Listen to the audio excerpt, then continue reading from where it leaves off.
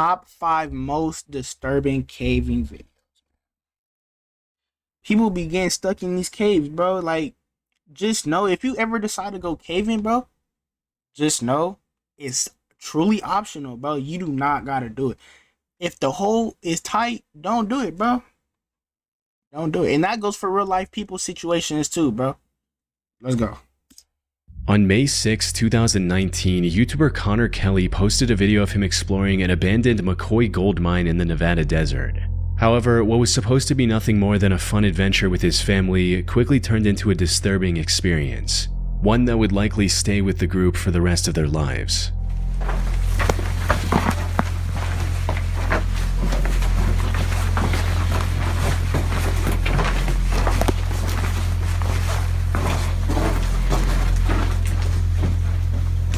The exploration of this mine started off quite normal, with the group staying silent to avoid causing an accidental cave-in as seen by the text they put on screen. However, after about a minute and a half of treading deeper into the mine, Connor noticed something strangely reflective on the path ahead.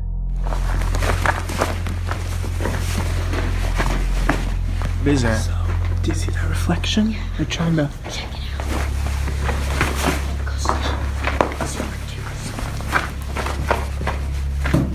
Oh, Jesus, What the hell is that? it's shoes. Oh, damn. Hella shoes. That's hella shoes. We're human. Okay, wait, don't move, Wyatt. What they Man, let me tell you this now. If you see a whole bunch of shoes right there, bro, and you go in closer, my nigga, look at this shit right here. This shit already looks suspicious as shit. Your shoes might be next, my nigga. You might as well just get up out there. You might as well go backwards. No, I ain't lying, bro. This nigga gonna get you, bro. It just look at the eyes right here. Whole bunch of shit. Your shoes is for sure next if you get any closer to it. found reflecting back at them was a shoe, amongst many more in a massive pile with random bones scattered throughout. 30,000 shoes. That's a bone right there. No bones is next. Actually, there's quite a few bones in this. What made this pile even more odd was the sheer variety of shoes on display. Many of them were clearly very modern, while some were models that were released over 30 years ago. How could such a random assortment of shoes end up in an abandoned gold mine in the middle of nowhere? Things took an even darker turn when the group ventured further into the cave and found a bunch of bones, including a relatively intact spine. So this is water flow. It is getting This is great. fossils. So we can't trust this. Yeah, don't step any closer. Your fossils next, bro. By this point, the group was growing increasingly unsettled by these disturbing discoveries, prompting them to leave the cave as quickly as possible. And that's where the original video ends, without any explanation or resolution. Connor didn't provide any more information in the video's description or in the comments. No free He promos. posted 4 No free more videos promos. after this, but none of these videos included any updates on the disturbing encounter either. So, what's going on here? One of the first things that comes to mind is that this mine was the collection spot for a serial killer. This would explain both the shoes and the bones. A top comment on the video also backs this theory, stating, "If you ever listen to the Missing 411 videos, you know shoes are a major component of missing or abducted people. This sent chills down my spine." Which is true. A statistical analysis of the Missing 411 data shows that over 15% of the cases involve absent shoes. However, this theory isn't entirely likely. For starters, I couldn't find any news reports regarding this mysterious pile of shoes, which is odd since judging from the number of shoes, this supposed killer would have had hundreds of victims. If this pile had such a violent history, it probably wouldn't go unnoticed by the media. More importantly, many people on the internet agree that the bones in the video are not human. The group in the video reaches the same conclusion when looking at the bones for the first time. No, it looks like a cow or a horse. Way too big for a human. Put simply, could be the odds big. of this being a serial killer trophy cave are very low. But given the animal bones scattered throughout the area, it's nigga, that's possible a it was the feeding dinosaur. spot of a predator like a mountain lion. Though, while that might explain the bones, it offers no clues about the pile of shoes. One theory I haven't seen anyone else bring up is that the shoes might have ended up there because of flooding. You see, the McCoy mine where the video was filmed is located in Lander County, and from what I can find, that area is quite prone to flooding. So it's entirely possible that someone dumped their sneaker collection in the middle of nowhere to get rid of it, only for it to be carried in the abandoned mine with rainwater. A mountain lion could have moved in later, which would explain the bones. The only proof I have of this theory is that the ground in the deepest part of the mine is extremely wet and has water flow marks leading into it. Other than that, it's pure speculation. That said, another potential explanation for both the bones and the shoes is that Connor placed them there himself in hopes of creating a viral video. People on the internet have pointed out that the bones in the video are a bit too clean for something left in a muddy cave by a predator. Some have also claimed that a few of the bones look like they're inorganic fabrications. Another inconsistency in Connor's video is that he and his group keep claiming that all the shoes in the pile are kid-sized. There's no adult shoes in there. There's no adult shoes. He even mentioned that in the video's title, which reads, "Kids' Shoes and Bones Found in Abandoned Mine." Now, while that makes an already creepy situation even more disturbing, it's simply not true. There are plenty of adult-sized shoes visible in this pile. Unfortunately, I doubt we'll ever know what happened here for sure. It's been 6 years since the video was uploaded, and as I mentioned earlier, Connor has vanished completely from the internet ever since. Yeah. Action Adventure Twins is a YouTube channel run by brothers James and Edward. The duo has been exploring dangerous and cramped caves since early 2020. Yet, despite their combined experience, one of them almost lost his life back in 2022. In January of that year, the two decided to explore the popular Petty John's Cave in Georgia. See, look how little this hole is, bro. And you telling me you finna go down there. It's completely optional. What do you get out of it? You don't get no money. You don't get no food, no good, nice clothes or nothing, bro. That's just straight life or death right there. Like, what are you doing? They had already explored parts of this maze-like cave multiple times before, and had even found an underground waterfall during one of their expeditions. Put simply, they were pretty confident in their ability to navigate through this cave. But unlike their previous ventures, this time they were going to tackle one of the hardest sections, the aptly named Nervous Breakdown, referring to how cavers feel when going through it. Things started off just as expected, with the pair going through the narrow and claustrophobic entrance to reach the first open area of the Petty John's Cave.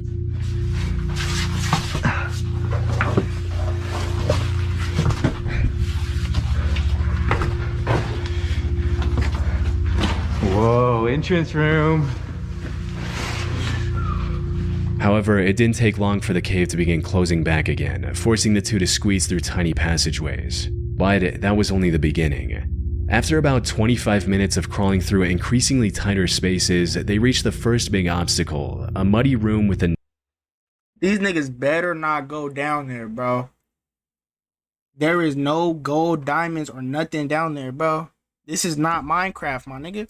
Narrow and steep hole in the middle. They had to carefully walk around this hole to progress.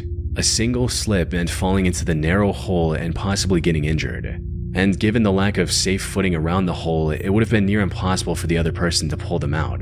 After successfully navigating around this obstacle, they finally arrived at the entrance to Nervous Breakdown. Unfortunately for them, things weren't looking good. The area surrounding this entrance had collapsed some time ago, making it very difficult to figure out the path ahead. After looking around for a bit, Edward eventually found the real entrance and was excited to go in. He genuinely couldn't wait to find out what was down there and began his descent, leaving his brother behind in case something bad happened. What he didn't realize was that this was about to be one of the worst decisions he'd ever make. Because after descending for a few minutes, Edward called for his brother only to be met with complete silence. I found a rope. You tripping. I would have went by his back up. I would have been down there in the first place.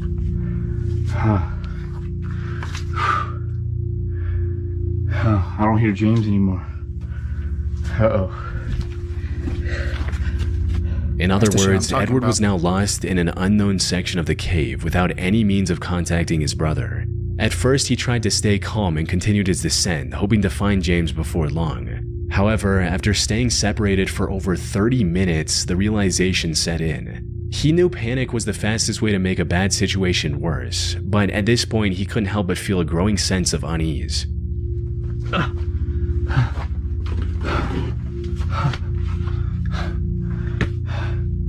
James!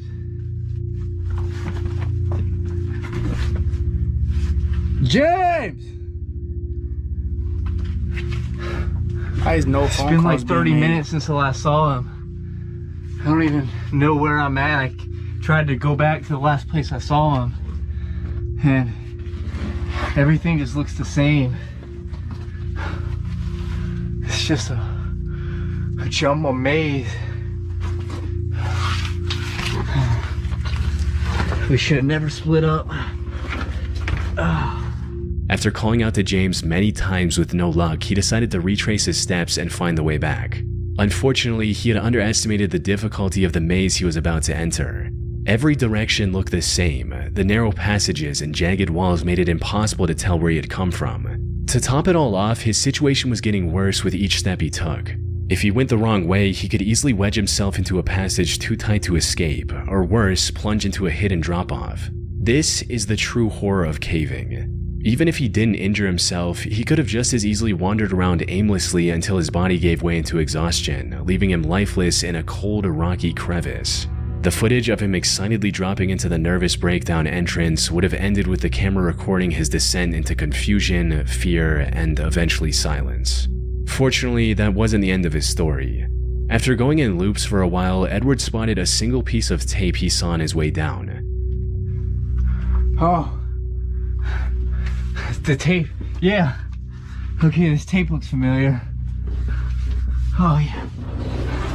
This has got to be the way.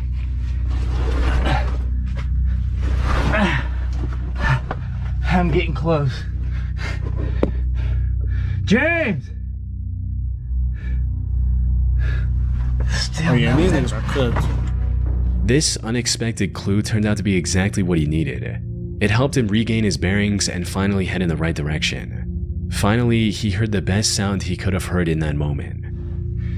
James! Oh. You're over here? Oh. Dude. This place is a maze, man. Oh, hey, I see your light. Dude.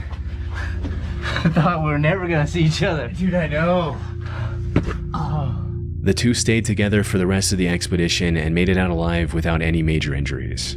They're still exploring caves on YouTube, but now with a lot more These caution. niggas still exploring caves after that near-death experience. You tripping? These niggas are In dumb January as of shit. 2014, a group of cave explorers decided to conquer the Lost John's Cave in Lancashire, England. It's a vast cave network that spans a length of nearly 3 miles, or 4.8 kilometers. The known deepest section of this cave also goes down a staggering 690 feet, or 211 meters. Most members of this group had been spelunking for years, and like most other cave explorers, were quite confident in their skills. They had also done their research and mapped out their route in advance. But the truth about caving is, when things go wrong, no amount of planning can save you. Even the most experienced and well-prepared explorers can find themselves in terrifying situations. Which is exactly what happened to one of the members of this Oh, group, yeah. named Bob Johnson. Oh yeah. The expedition was going quite smoothly Oh, in the shit. beginning, with the group using the equipment they brought with them to continue safely. That is, until they reached a section of the cave called the Tube.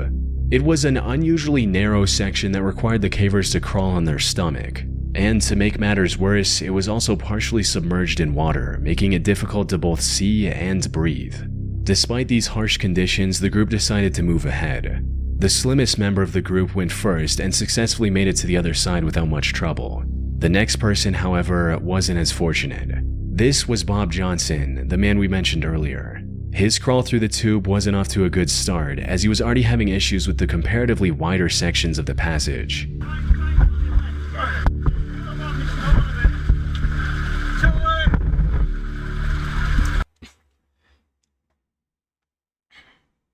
If you have to fully submerge yourself into little gaps and holes, you should not be in there, bro. Like, on God, you should not be in there. Like what is these niggas doing? These niggas got a IQ of an atom, bro. He then somehow managed to reach the tightest part of this treacherous section, but that's where his luck ran out.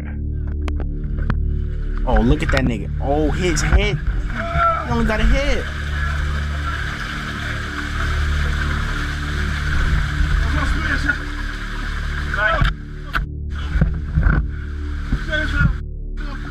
He was completely stuck from the waist down, and any attempt to free himself only made the situation worse. Now, being stuck in a narrow cave like this is extremely stressful on its own. The walls close in on you, and every movement feels like it's pushing you further into the tight space. Panic sets in as you realize just how little room you have to maneuver, and with each failed attempt to free yourself, the fear intensifies. But as if the confined space wasn't enough to make his heart race, Bob now had to contend with something far more terrifying: the rapidly flowing water. Water makes any caving venture 10 times worse. In a dry cave, even if you're stuck, you still have time to think and plan your escape. But when water starts to rise, the situation shifts from bad to life-threatening. The feeling of water creeping up around you in an already claustrophobic space is a nightmare on its own. The real danger with water, however, is that you have mere minutes before drowning becomes a very real possibility. Bob knew this possibility all too well. He gave his all to free himself. Unfortunately, the water was quickly filling up his suit, making it even more difficult to squeeze through. But when the situation seemed hopeless, one of the members had an idea that ended up saving Bob's life. Instead of pushing forward, the members behind him tried pulling him back, and it worked. That'll be members. I get it. Pull it. Bob was finally free, though his troubles weren't over. He later revealed in a comment that him and the 2 members who pulled him back had crawled for another 3 hours to get out of the cave from a different exit. This incident also left him traumatized to the point where you can't even watch this video without becoming anxious. From what I can find, he scaled back on caving and picked up a much safer hobby in cycling, and now appears to be doing just fine. That's the routes people need to follow right there. Just go to biking, bro. On the 7th of September 2024, the Action Adventure Twins YouTube channel posted a video exploring a mysterious cave someone found on their property. This is the same channel we talked about earlier, where the 2 brothers got separated and almost lost their lives in the maze-like cave. They've learned their lessons since and approached this one with far more caution. But with an entrance as life-threatening as this one, even the best precautions could have proven to not be enough. Alright, so the guy dropped us off halfway up the hill, and he doesn't know anybody who's been down this thing, but we were at the cave. He says he threw a rope down it with a rock and it was 200 feet deep before it stopped. So we got this stick here. We're gonna see if our rope reaches. That shit sound deep as hell. And there's water down there. It's still, oh, you were right, it kept going. This alone is enough to terrify most people, with one person stating, "This channel has given me a new fear about walking in the woods. The fact that you could just slip and fall down a hole like that is insane. Now anytime I go anywhere, I wonder how many massive voids are right below my feet that I could fall into at any moment." But that didn't deter Edward and James. They quickly secured their rope to a nearby tree and began descending into the steep cave. What they found inside was nothing short of breathtaking. That tiny opening gave way to a vast chasm. Nah, what? There gotta be diamonds down there. This is a big one, man. Or emerald or something. However, before they could fully take in the beauty of the cavern, things took a dark turn. Just seconds into the cave, the 2 discovered what looked like human remains scattered throughout. That's comforting. Human bones, huh? Look how big they are. Dude, look behind you. There's like a little shrine of them. There's like, oh, that's a cranium. Dude, is that a human? Nah, what? It's awfully round. That's nasty. Yeah, that looks human, man. That doesn't necessarily make, I don't know. I'm not a bone expert. From there, they continued exploring the cave as it kept getting bigger the further they went into it. They also discovered old caving equipment like ropes and harnesses already secured to the walls, a detail that only deepened the mystery surrounding the bones they had found earlier. If they did belong to a person, as the 2 suspected, it was possible they belonged to a previous explorer. This explorer likely had an accident and died in the cave without ever making it out. On their way in, they did find scattered bones right below the entrance. These were likely the remains of people who accidentally fell into the otherwise unassuming hole. However, the bones they found further inside were too far from the entrance to have belonged to someone who simply fell in. It's also possible that these remains belonged to the victim of a deranged killer. Someone who either had ended a person's life within the cave, or maybe threw the person into the hole and later dragged their body further into the cave. Some people, however, weren't convinced and accused the brothers of faking the whole thing, especially since the way Edward and James handled some of these remains felt a bit too casual. That said, while YouTubers faking these finds to get a viral video isn't uncommon, this one turned out to be true. The video received several comments from experts confirming that these remains were indeed real and human, with one such person writing, "My girlfriend and I are watching from Canada. We're both paramedics, definitely a human femur and a human cranium." But this raised an even bigger question. When did the owner of these bones pass away? If they disappeared into the cave in the last few decades, this discovery could end up cracking an unsolved case. I ended up contacting the action-adventure twins to see what they had to say or if they had made any police reports afterwards. We ended up contacting the authorities about the bones. They were determined to be human and were apparently a Native American that either slipped and fell into the pit cave or was thrown in there after death and are 2,000 years old. While this did rule out the possibility that these bones belonged to someone more recent, the despair of whoever ended up in that cave alone 2,000 years ago is just as impossible to ignore. They likely fell into the cave, somehow survived the fall, and ended up starving to death while looking for a way out. Rest in peace, Ham. Okay. On October 28, 2004, 50-year-old Australian airline pilot and scuba diver David John Shaw broke the world record for the deepest successful dive in history. He achieved this by reaching a depth of 270 meters in Bushman's Hole, one of the deepest freshwater caves in the world. The sole purpose of this dive was to break the record. However, when he reached the bottom, he found something that stopped him in his tracks. He found the body of Dion Dreyer, a 20-year-old scuba diver who died in that cave 10 years ago. Since humans start sinking after a certain depth, Dion's body never floated back to the surface. Given the extreme difficulty and danger of diving this deep, any plans to retrieve his body were also cancelled at the time of his death. However, a plaque in his name was installed near the diving point of Bushman's Hole, which is how Dave knew what he was looking at. After staring at the body in shock for a few seconds, Dave immediately got closer and tried to retrieve Dion. Unfortunately, after a decade in the water, his tanks were firmly stuck in the mud. More importantly, Dave had already spent too much time at that depth. Staying any longer would have been fatal. So he decided to tie a line to Dion's body and return to the surface with the newfound information. It wasn't very steep, and when I saw the body over to my left, I thought, oh, that's the end of going deep. This nigga laughed. Just tied my line to it, and by then I was, well, we won't discuss that. So I just left my line. The news of Dion's body being discovered spread quickly, eventually culminating in Dave talking to his parents and promising to retrieve it. After a couple months of preparation, the next dive was scheduled for January 8th, 2005. Unfortunately, Dave's heroic attempt to bring closure to Dion's parents ended in a catastrophe far worse than anyone could have imagined. Cave diving, aka underwater cave exploration, is far more dangerous than regular spelunking. The divers have to manage their oxygen levels at all times, avoid often sharp rock formations, and explore the cave system in a far darker environment because even the brightest flashlights aren't as effective underwater, all while making sure they don't get lost. Add in the immense pressure of 270 meters of water above, it becomes an almost insurmountable challenge, one that only a handful of people on the planet are capable of overcoming. So, everything needed to be perfect for Dave's operation to succeed. He worked with police divers, the defense force, and medics to ensure everything went smoothly, and they planned the dive second by second. According to the plan, Dave would use the line he tied earlier to reach Dion's body. After cutting it loose and putting it in a special body bag, he would begin his descent. This descent would have taken around 12 hours to avoid decompression sickness.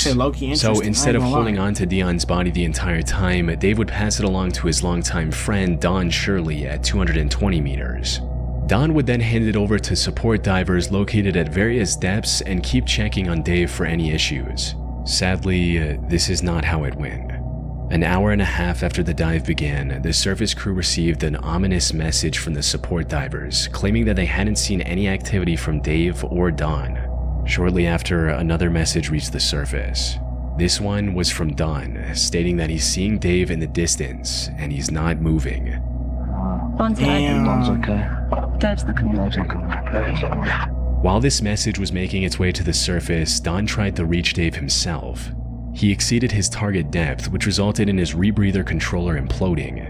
This also led to him suffering from oxygen poisoning and vomiting while 220 meters under the water. Damn, Fortunately, rest in peace, he bro. managed to keep hold of the line and was eventually pulled out of the water still he's alive. breathing.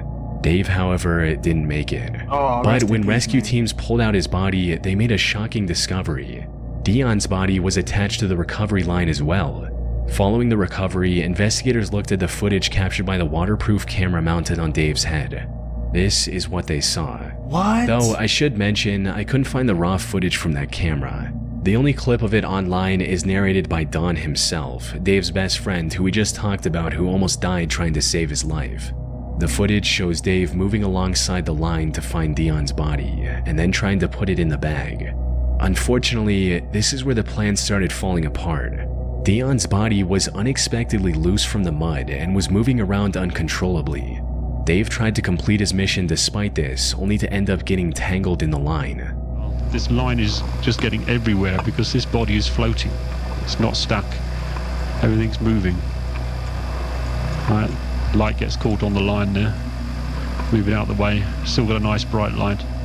All this effort caused him to neglect his gauges, resulting in Dave feeling the effects of nitrogen narcosis, which include poor judgment, trouble concentrating, and reduced muscle and nerve function. Damn. Put simply, he lost everything he needed to survive at that depth. He tried to cut the tangled line, but the lack of coordination made it near impossible. As he was struggling to stay conscious, the last thing he saw was the terrifying view of Dion's lifeless face mask staring back at him. Shortly after this, Damn, Dave passed bro. away. The only silver lining was that the tangled Imagine you die thousands of, or like 200, like damn, 200 meters down into the deep depths of the ocean. It is dark as shit, my nigga. And you like, you can't see shit, bro. You can't see shit. And you just, like, you get that last burst of energy, nigga. You just see another nigga face right there. This the dead nigga that you was trying to capture, nigga. Now you dead with that nigga, bro. What you gonna do? You can't do nothing because now y'all both dead. Because now y'all, dumbasses want to get down there and now y'all want to save a person that's already lost his body. You feel me?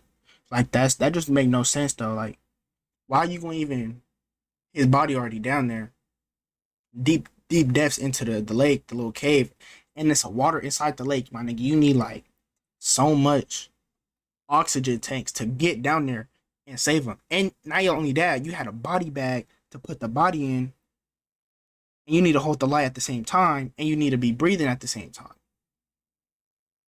That is crazy, bro. Now y'all lifeless, bro. Like, I'm just saying, like, rest in peace to them, but it just made no sense. Like, them dudes are cooked. line kept Dion's body close to Dave, allowing him to successfully complete his mission by recovering the body, only at the cost of his own life. Yeah, bro. All right, bro. Oh. If you ever in a cave or you want to go caving, but just remember, death is on the line. No cap. Don't ever go through a small hole that's smaller than you that you know you can't fit in. Who knows? But I'm gonna catch y'all, man.